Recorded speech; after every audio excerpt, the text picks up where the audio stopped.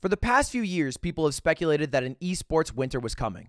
A winter so bad it would kill esports as we know it. And not even Nadeshot in his palace of juvies would be able to save it. And I can confirm after today's news, the winter's here. If you haven't heard, the Guard, one of the more popular esports teams, they're in Apex, Overwatch, Valorant, has let go all of their employees. And you might be thinking to yourself, well, Ludwig, it's expensive to be in esports. And I would know, as the co-owner of Moist Esports, it is pricey. But you have to keep in mind, the Guard was owned by Stan Kroenke, who also owns the Los Angeles Rams, the Denver Nuggets, Arsenal Football Club, SoFi Stadium. He's worth $12.89 billion. It would literally cost $0.01 billion to keep the Guard going for 5 years. Which he has. This is a lie. I edited this. He's worth $12.9 billion. No one would have noticed, but he even left esports, which is raising a lot of concerns. And real quick, it's kind of annoying that Stan had all the upside if it would have worked in esports, but none of the downside if it didn't work. And the people who really have to suffer the risk are the people who were working at the Guard. People like Maverick, who tweeted this out 10 days ago. Life update, quit my job in tech, moved to LA, joined the Guard as a short-form producer. Update, not anymore. We're in the parking lot. And then here's Ariel, moved here 2 days ago, and now everyone is laid off. Lamau, what a joke. Most disgusting HR department ever. They tried to detain me for trying to back up my files on a laptop. That's pretty cringe, and as an owner of Moist Esports, I can guarantee we'll never fire anyone ever, as long as you subscribe. And watch all of my sponsors, Rocket Money, the all-in-one finance tool. If you guys aren't on Rocket Money yet, it's time, because I have a great deal for you. But Ludwig, what does Rocket Money do? It's a wonderful question. Well, I'll tell you what I use it for. 1, monitoring my credit score. You'd be shocked how bad my credit score is, because I didn't know how much went into that. You can't just be like, hey, I've got a lot of YouTube subscribers. Doesn't help. Doesn't help at all. They don't count that. So it is an important thing to keep track of if you ever needed a loan for, say, a car. If you were driving a purple Volkswagen Jetta still, for whatever reason. What else do I use it for? Canceling unwanted subscriptions. You know how many subscriptions I've had to do to I think you have to bleep that out every time I say but fucking sucks. They can suck my fucking nuts because every time I change my location, they lock out my account. I've had to sign up for 3 accounts, but I really want to watch the anime that are on, so I have to do it. So I've canceled 3 different accounts. And use Rocket Money to cancel your subscriptions. What's the final thing that I do with Rocket Money? I set up savings. Look, it's no secret that I spend my money on a lot of dumb things, but it's important that I at least set some money aside for the future. That way, when this all goes to shit, which it will, when I fall off at some point, which will happen, I got something to fall back on, because Lord knows Best Buy won't take me back anymore. To save more and spend less, join the 3.4 million people using Rocket Money right now. And I got a code for you guys. You know I got the hookup. Go to rocketmoney.com/mogulmail or click the link in the description and get started for free. For free. I said it right, for free. That's pretty good. All right, see you later. Today's video is not what's happening with esports. It's not what's the future of esports. It's who's got the money. All right, let's increase the scope a little bit. Let's leave esports. Who in the creator economy has the money? Because there's clearly a market downturn and everybody's freaking out. Sponsors are pulling out. Esports teams are dying. And the only place that I've seen in the past 2 months that seems to have a shit ton of cash is Kick.com. If you haven't heard, Kick.com is the new competitor to Twitch and YouTube live streaming that's partly guided by Train and also backed by Stake.com, the gambling site owners. And they're giving 95 5 splits for creators, meaning creators get 95%, the platform gets 5%, which is unheard of. For comparison, Twitch gives 50-50, YouTube gives 70-30. They even had enough money to pay for Aiden Ross to be a non-exclusive streamer on Kick.com. This all seems like a little too good to be true, though. Like, well, how are they getting all this money? What's going on at Kick.com? What's their business plan to last so that people don't end up in a mixer situation where they switch to Kick thinking it might be a new competitor, a good thing, and then have to rebuild their entire community and presence online if it fails in a year? And the answer to that, I don't know.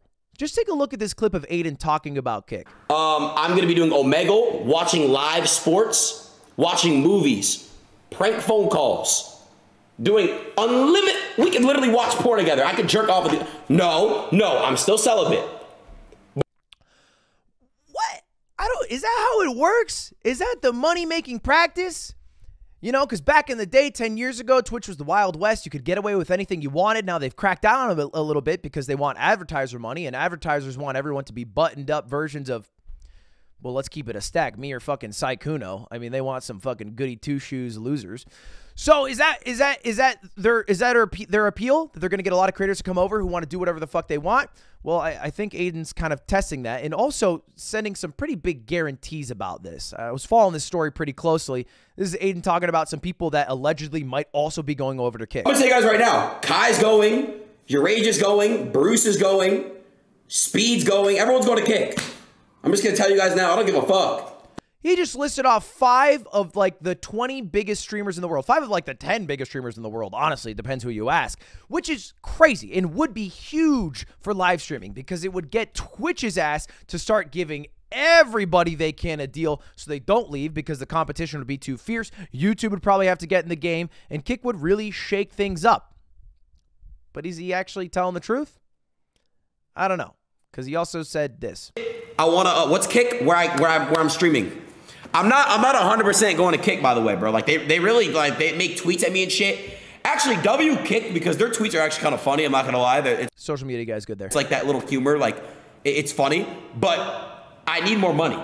You guys are not offering me enough money to go full time. So, okay, apparently they're not offering him enough money, so I don't think everyone's going over, but it does seem like there's going to be some non-exclusive contracts for large Twitch and maybe YouTube creators to go over to Kick to at least get some people on the platform. I don't understand the end game, though. Because on one hand, maybe Kick is actually trying to be a true competitor in this space who wants to actually take some market share from Twitch or from YouTube and then in 5-10 years make a profitable business from that, which people like Twitch have even failed to do in that time. Or they're just trying to get some people over to get some users over in hopes that maybe they get interested in gambling.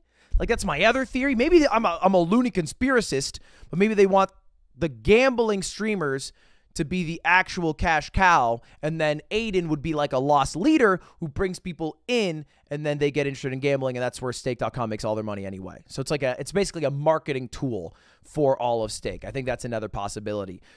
But if that is the case, there is some crazy shit going over at Kick that I feel like jeopardizes their let's make everybody gamble so we can make a shit ton of money plan, including 2 of the bigger streamers, Train and Aiden, streaming the Super Bowl, which was crazy. To like fucking tons of people. It broke the record for most viewership on Kick.com. And then also, this was nuts. This is just, look, I've met Aiden in real life. He was really nice in real life. Sometimes I look at him online, I'm like, Aiden, that seemed like a pretty fucking dumb thing to do. This is an example of that.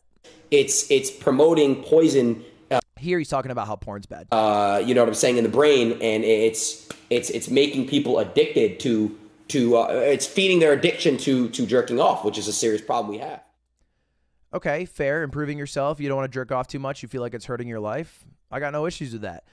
But one of his first days on Kick, as Jake Lucky tweeted out, he did flex how there was no TOS on the site and pulled up porn, which obviously I'm not going to show you. So we have this blurred image here. And in that tweet caught a lot of attraction. And just to end this is goofy streamer drama here. But after Jake tweeted this out, and Jake's gotten a bad rap in the past for being a narc because his entire job is basically going to LSF or any Twitter trend and reposting what's there for everyone to see and making some money on the video ad revenue from Twitter. After sharing that clip from Aiden, he got a DM from Aiden that said, "Keep yourself safe." Which I'm pretty sure is KYS, which, you know, hey, if you're a gamer, you know what that means. To which Jake replied this. This is Aiden boxing. Kind of funny.